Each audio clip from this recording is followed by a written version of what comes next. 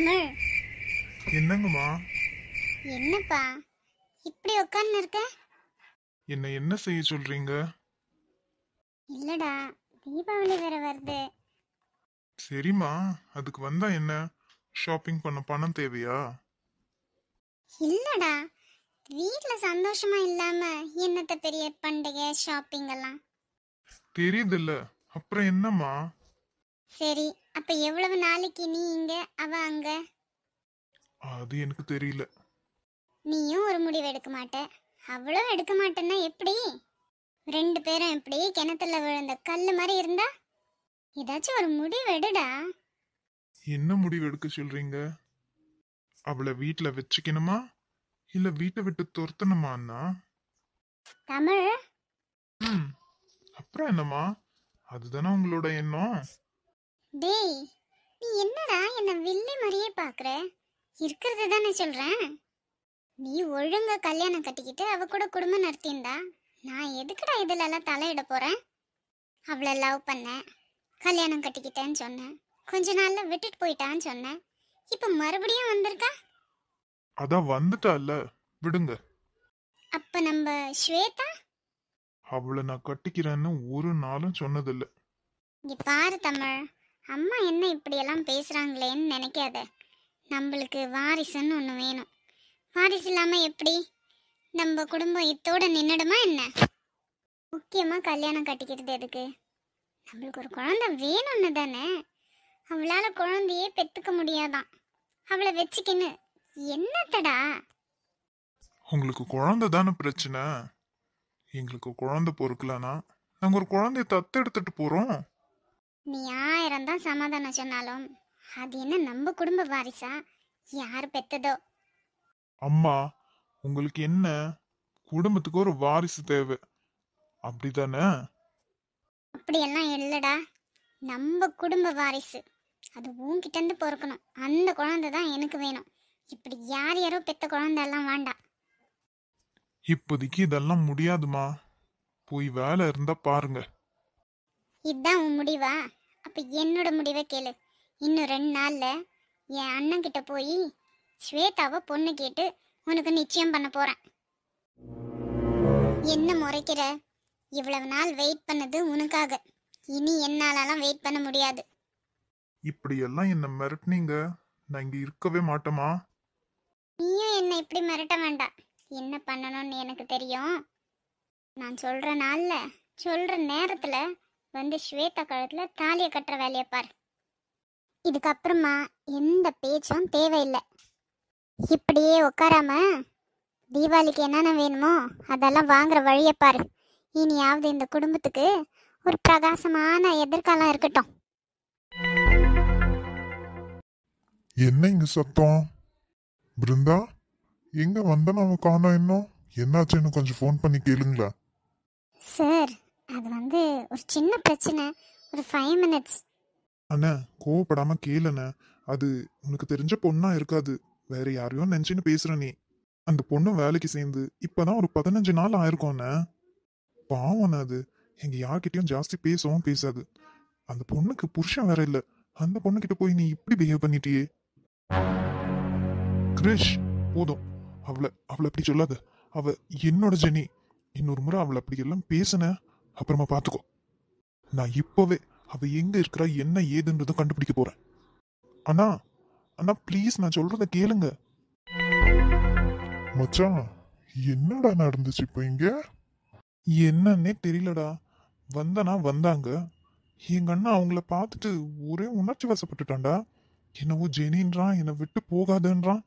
என்ன நடந்துச்சுன்னு எனக்குமே புரியலடா. சார், ஒருவேளை உங்க அண்ணனுக்கு முதலே வந்தனா மேடம் தெரிஞ்சிருக்குமோ? அப்படியெல்லாம் தெரிஞ்சிருக்க வாய்ப்பு இல்லை பிருந்தா. எங்க அண்ணன் இங்க இருக்கிறதே இல்லை. எப்பயோ ஒரு முறை தான் வருவான். அதுவும் இல்லாம அவங்கள வந்தனான்னு கூப்பிடலையே, ஜெனின்னு தானே கூப்பிட்டான். ம், ஆமா, அதுவும் கரெக்டு தான். எனக்கு தெரிஞ்சு உங்க அண்ணன் சொல்ற ஜெனி வந்தன மாதிரி இருப்பாங்களோ? மச்சான், ஆமாடா.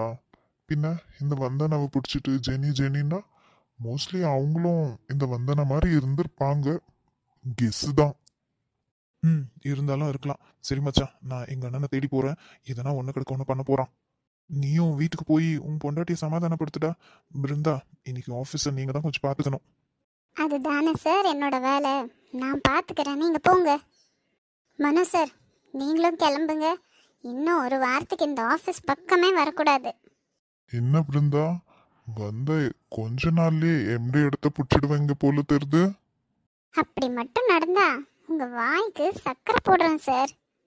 மேடம், நானும் இங்க இருக்கிறேன். டோன்ட் வரி சார், உங்க சீட்டெல்லாம் நான் வாங்கவே மாட்டேன். சரி சரி, அப்போ பார்த்து.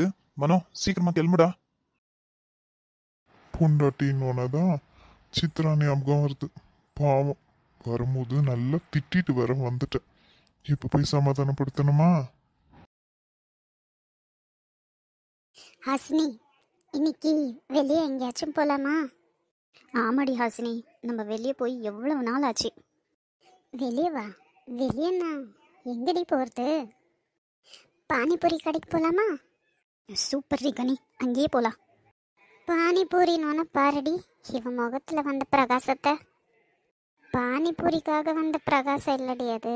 அந்த பானிபூரி கடையில் இவ பாய் ஃப்ரெண்ட் பிரகாஷ் இருக்கிறான், அதனால வந்த பிரகாசம். உண்மையாவா நிலா? நீ வேற, அதெல்லாம் ஒன்றும் இல்லடி. கனி என்ன ஓட்டுறா. போதும்டி போதும், உன்னை பற்றி எனக்கு நல்லாவே தெரியும். ஹாசினி. என்ன ஜெகன்? ஹாசினி, எங்க இந்த ஸ்ரீ அக்காவை காணோம்? அங்க என்னடான்னா அவங்க ரிலேட்டிவ் பொண்ணு ஒருத்தி இருக்குவாளே, அவ அந்த டேவிட் கூட போயின்னு இருக்கா. யாரு? கிருத்திகாவா? ம் ஆமா. அந்த பொண்ணுக்கும் டேவிட்க்கும் என்ன பழக்கம்? எனக்கு தெரியாதேடா. ஏன், என்ன விஷயம்? ஒன்றும் இல்லை. டேவிட் பஸ் ஸ்டாப் கிட்ட அந்த பொண்ணை பார்த்து பேசி அவளை எங்கேயோ கூப்பிட்டுன்னு போனா. அதான் ஒரு டவுட்ல கேட்டேன். என்னது? கிருத்திகா டேவிட் கூட போனாளா? இருக்காதே. இப்போ நான் பார்த்தது என்ன பொய்யா? ரெண்டு கண்ணால பார்த்துருக்கேன். இது என்ன ஒரு புது பிரச்சனை? என் மனசுக்கு என்னவோ சரின்னு படல. அதான் உன்கிட்ட சொல்லாமேன்னு வந்தேன். அதுக்கப்புறம் உன்னோட இஷ்டம். ஏய் ஜெகன், எந்த பஸ் ஸ்டாப், எந்த பக்கம் போனாங்க? சொல்லிட்டு போடா. நம்ம காலேஜ் கிட்ட இருக்கிற பஸ் ஸ்டாப் தான். நம்ம எல்லாம் வீட்டுக்கு போவோமே, அந்த வழியா தான் போறாங்க. ஆமாம், இந்த ஸ்ரீ அக்கா ஏன் இப்போல்லாம் காலேஜ் ஒழுங்காவே வருதுல? தெரியல, அவங்க வீட்டில் ஏதாச்சும் பிரச்சனையாக இருக்கும் போல, அதான். ஆனால் இந்த கிருத்திகா ஏன் அந்த டேவிட் கூட போனா? ஒன்றும் புரியலையே. அவங்க ரெண்டு பேரும் ஃப்ரெண்ட்ஸாக இருக்கும் போல, விடு. இல்லை கனி, எனக்கு தெரிஞ்சு அவளுக்கு நிறைய ஃப்ரெண்ட்ஸ் எல்லாம் இல்லை. அதுலேயும் அவன் பாய்ஸ் கூட எல்லாம் ஃப்ரெண்ட்ஷிப் வச்சுக்கிறதே இல்லை. எப்போ பாரு சீனியர் கூட தான் இருக்கணும்னு நினைக்குவா. ஹேய், இரு ஒரு நிமிஷம். சீனியர் டேவிட் கிருத்திகா, ஒருவேளை சீனியர் தான் கூப்பிட்டுன்னு வர சொல்லியிருக்குவானோ? அட நீ வேற, கண்டதையும் போட்டு குழப்பிக்காத. அந்த சீனியர் வீட்டை விட்டு போனதுக்கே அவ தான் காரணம். அவளை எப்படிடி அவன் பார்க்க நினைக்குவான்? நீ சொல்கிறதும் சரிதான். ஆனால் என் மனசுக்கு என்னமோ தப்பாக நடக்கிற மாதிரி தெரியுதே. அதெல்லாம் எதுவும் இல்லை. நம்ம ஃபஸ்ட்டு பானிபூரி சாப்பிடலாம். அப்போ நம்ம மனசுக்கு எல்லாமே நல்லதாக நடக்கிற மாதிரி தெரியும். வாங்கடி போகலாம். ஏண்டி, உனக்கு பானிபூரி சாப்பிடணுன்னா அதுக்கு இந்த மாதிரி ஒரு காரணமா? கேர்ள்ஸ், கிளாஸுக்கு போகாமல் இங்கே என்ன பண்ணுறீங்க? அது அது ஒன்றும் இல்லை மேம், இப்போ எங்களுக்கு ஃப்ரீ பீரியட், அதுதான். ஃப்ரீ பீரியட்னா இங்கே நின்று டைம் வேஸ்ட் பண்ணணுமா? லைப்ரரியில் போய் ஏதாச்சும் படிக்க வேண்டாம்? எங்களுக்கு ஒழுங்காக கிளாஸில் படித்தாலே மண்டைக்கு ஏறாது. இதில் இந்த மேமுக்கு நாங்கள் லைப்ரரியில் வேறு போய் படிக்கணுமா? நிலா, என்ன அது சத்தம்? ஒன்றும் இல்லை மேம். இப்படியே பேசி பேசி டைமை வேஸ்ட் பண்ணுங்க. படிக்க மட்டும் படிச்சிடாதீங்க. ஆமாம், உங்களுக்கு இந்த ஃபைனல் இயர் ஸ்டூடெண்ட் ஸ்ரீதேவி பற்றி ஏதாச்சும் தெரியுமா? எதுக்கு அவள் கிளாஸ்க்கு வந்துட்டுல? மேம், ஹாசினியோட பெஸ்ட் ஃப்ரெண்டு தான் அவங்க. ஹாசினி, என்ன ஏதாச்சும் பிரச்சனையா? தெரியல மேம், நானும் அவங்கக்கிட்ட பேசி ரொம்ப நாள் ஆச்சு. அவங்கள பார்த்தாலும் பேசினாலும் கண்டிப்பாக காலேஜுக்கு வரணுமான்னு சொல்லு. ஓகே மேம், சொல்கிறேன். Now all of you go to your class. Okay ma'am. இருந்தாலும் இந்த ஜனனி மேம் ரொம்ப தான் ஸ்ட்ரிக்ட். சரி, நம்ம கட்டடிச்சிட்டு போகிற வேலையை பார்க்கலாம் வாங்க.